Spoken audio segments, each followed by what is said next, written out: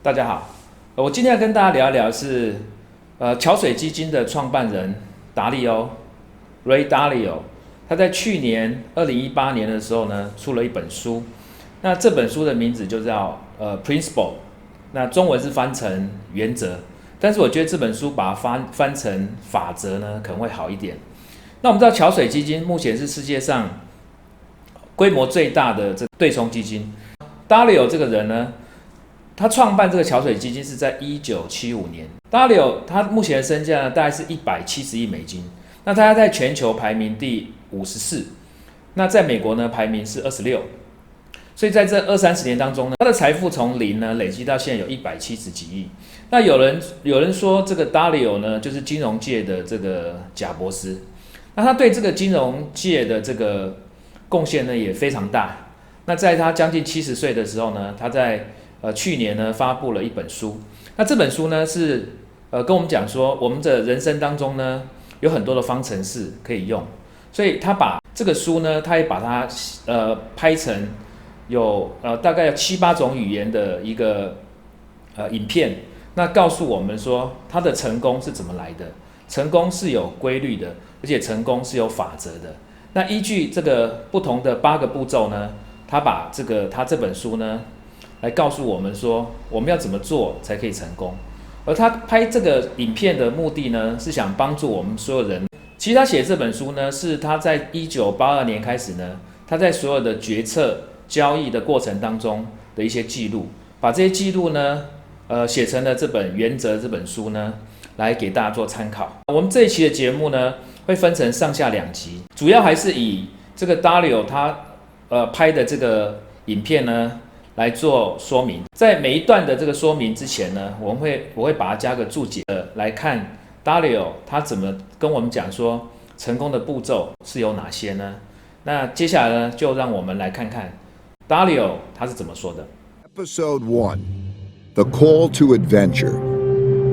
Before we begin, let me just establish the fact that I don't know much relative to what I need to know.Whatever success I've had in life has more to do with my knowing how to deal with my not knowing than anything I know. That I should be telling other people what to do sounds kind of presumptuous to me, but I'm going to do it because I believe that the principles that have made me successful could help others achieve their own goals.I'm now at a stage in my own life in which it is much more important to me to pass along what I've learned about how to be successful than to seek more success for myself. What you choose to do with these principles is up to you. You have to be an independent thinker because only you can develop your own principles based on your own values.This brings me to my first and most fundamental principle, which is that you need to think for yourself about what is true. So let's get started. Early on, I discovered I needed principles. Principles are smart ways for handling things that happen over and over again in similar situations. There are principles for everything, from skiing to parenting to cooking, and so on.I'm going to share some of my most important overarching life principles that influence how we approach everything that we do. I didn't start out with principles. I acquired them over a lifetime of experiences, mostly from making mistakes and reflecting on them. My life principles are simple, but they're not complete.I still struggle to make the best decisions, and I still make mistakes and learn new principles all the time. This is the reality.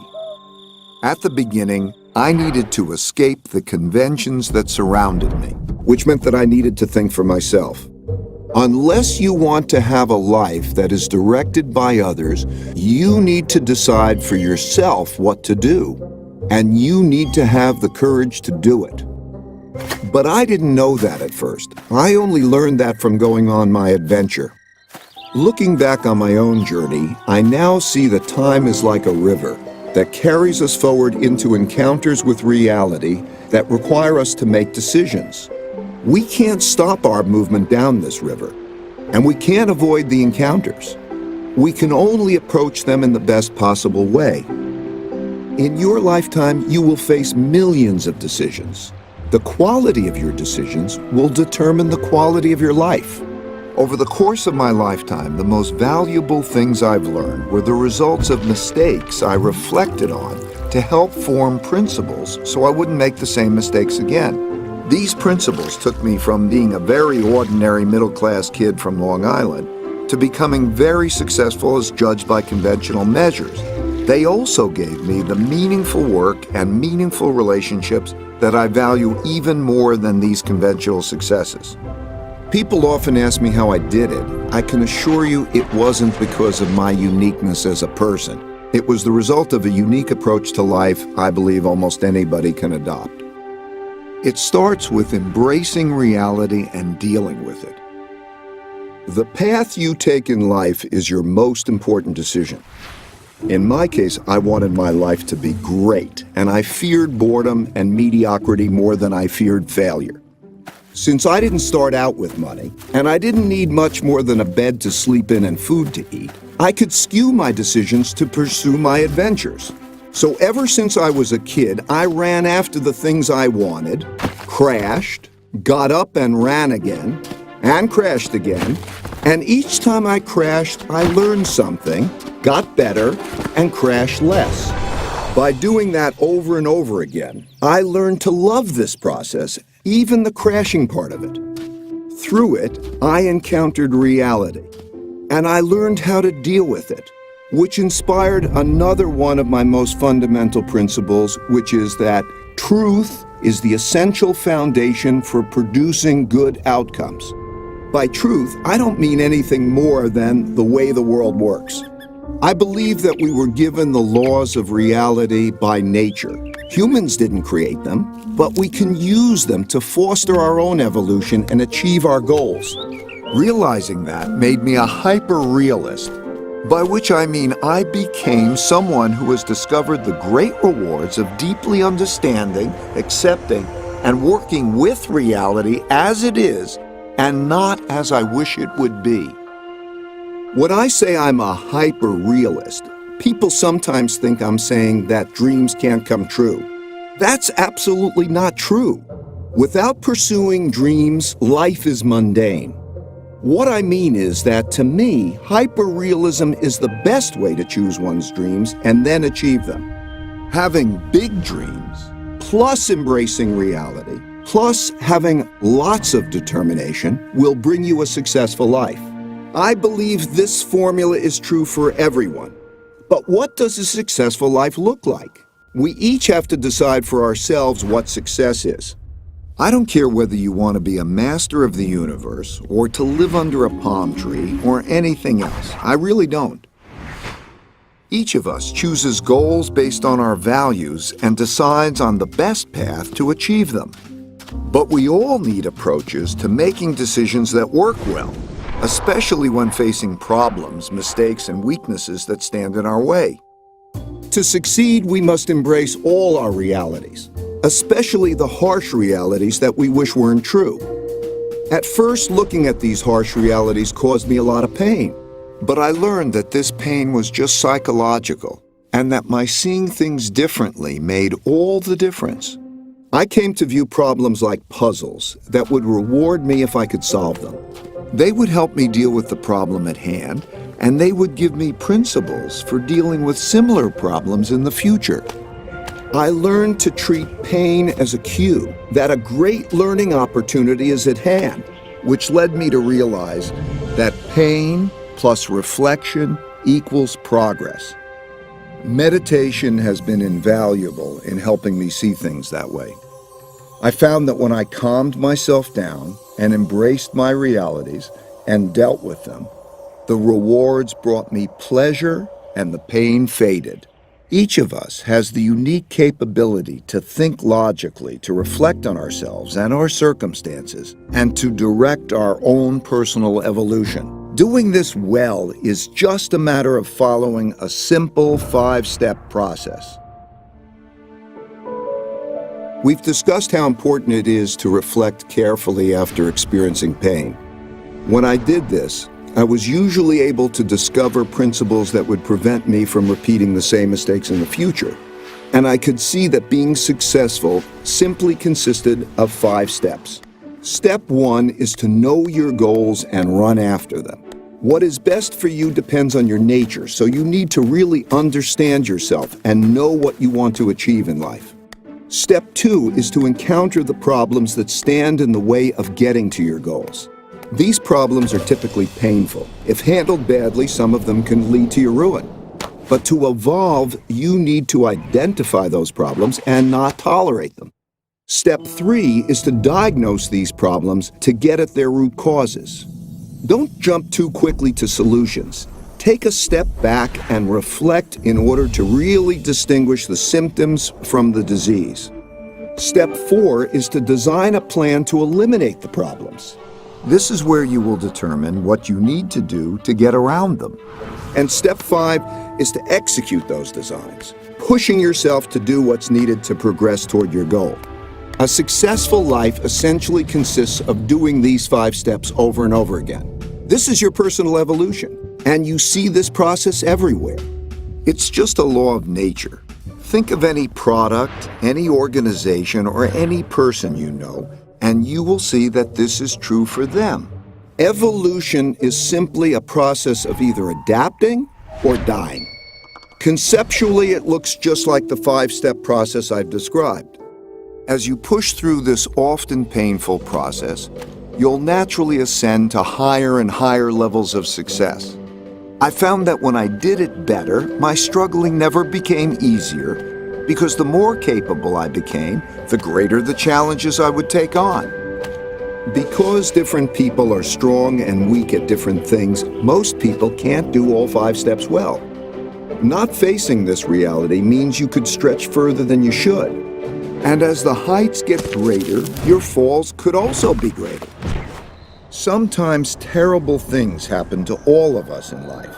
They can ruin us, or they can profoundly improve us, depending on how we handle them. Something like this happened to me in 1982. We progress forward until we encounter setbacks.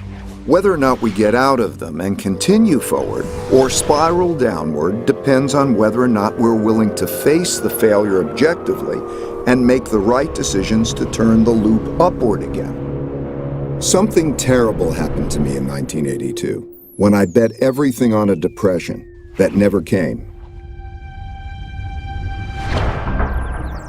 The period between 1979 and 1982 was one of extreme turbulence for the global economy, the markets, and for me. And I believed that the U.S. economy, with the world economy tied to it, was headed toward a catastrophe. This view was extremely controversial. I wanted the great upside and very publicly took a big risk and was wrong, dead wrong. After a delay, the stock market began a big bull market that lasted 18 years, and the U.S. economy enjoyed the greatest growth period in its history. This experience was like a blow to my head with a baseball bat. I had to cut my losses so that my company, Bridgewater, was left with one employee, me. I was so broke I had to borrow $4,000 from my dad to pay my bills. But even worse was having to let go the people I cared so much about. I wondered whether I should give up my dream of working for myself and play it safe by working for someone else in a job that would require me to put on a tie and commute every day. Though I knew that for me, taking less risk would mean having a less great life. Being so wrong, and especially being so publicly wrong, was painfully humbling. I am still shocked and embarrassed by how arrogant I was in being totally confident in a totally incorrect view. Though I'd been right much more than I'd been wrong, I had let one bad bet erase all my good ones. I thought very hard about the relationship between risk and reward and how to manage them. But I couldn't see a path forward that would give me the rewards I wanted without unacceptable risk. This kind of experience happens to everyone. It will happen to you. You will lose something or someone you think you can't live without, or you will suffer a terrible illness or injury, or your career will fall apart before your eyes. You might think that your life is ruined and that there's no way to go forward. But it will pass. I assure you that there is always a best path forward, and you probably just don't see it yet. You just have to reflect well to find it. You have to embrace your reality. Sometimes things happen that are hard to understand. Life often feels so difficult and complicated. It's too much to take in all at once. My deep pain led me to reflect deeply on my circumstances. It also led me to reflect on nature because it provides a guide for what's true. So I thought a lot about how things work, which helped to put me and my own circumstances in perspective. I saw that at the Big Bang, all the laws and forces of the universe were created and propelled forward, interacting with each other as a perpetual motion machine, in which all the bits and pieces coalesce into machines that work for a while, fall apart, and then coalesce into new machines. This goes on into eternity. I saw that everything is a machine. The structure and evolution of galaxies, the formation of our own solar system, the makeup of Earth's geography and ecosystems, our economies and markets, and each of us. We individually are machines made up of different machines. Our circulatory system, our nervous system, that produce our thoughts, our dreams, our emotions, and all the other aspects of our distinct characters. All of these different machines evolve together through time to produce the realities we encounter every day. And I realized that I was just one tiny bit in 1 nanosecond deciding what I should do. While that perspective might sound very philosophical, I found that it was very practical because it showed me how I could deal with my own realities in a better way. For example, I observed that most everything happens over and over again in slightly different ways. Some in obvious short-term cycles that are easy to recognize, so we know how to deal with them, like the 24-hour day. Some so infrequently that they haven't occurred in our lifetimes, and we're shocked when they do, like the once-in-a-100-year storm. And some we know exist, but are encountering for the first time, like the birth of our first child. Most people mistakenly treat these situations as being unique and deal with them without having proper perspective or principles to help them get through them. I found that if instead of dealing with these events as one-offs, I could see each as just another one of those and approach them in the same way a biologist might approach an animal, first identifying its species, then drawing on principles for dealing with it appropriately.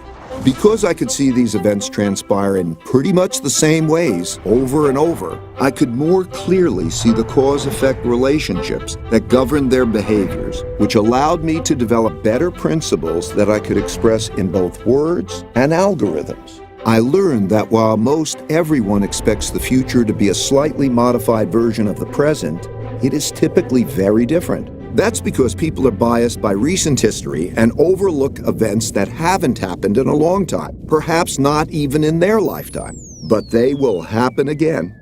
With that perspective, I realized that what I missed when I mistakenly called for a Great Depression was hidden in the patterns of history, and I could use my newfound knowledge of these patterns to make better decisions in the future. And when I thought about my challenge, balancing risk and reward, I realized that risk and reward naturally go together. I could see that to get the most out of life, one has to take more risk, and that knowing how to appropriately balance risk and reward is essential to having the best life possible. Imagine you are faced with the choice of having a safe, boring life if you stay where you are, or having a fabulous one if you take the risk of successfully crossing a dangerous jungle. That is essentially the choice we all face. For me, the choice was clear, but that doesn't mean the path forward was without challenges. I still needed to face 2 big barriers that we all must face. 以上就是我们第1集的节目。在下一集的节目当中呢，我们会把他后面没有讲完的东西呢，把它讲完。我们还是保持他原来的这个影片呢。来给大家欣赏。那我觉得他这个影片做得非常的精细，而且他的动画做得非常的棒。这一集呢，就给大家做一个很好的反思，不管在各行各业，Dalio说你都可以依据他的这个原则呢，一步一步的来规划自己的人生。谢谢大家的观赏。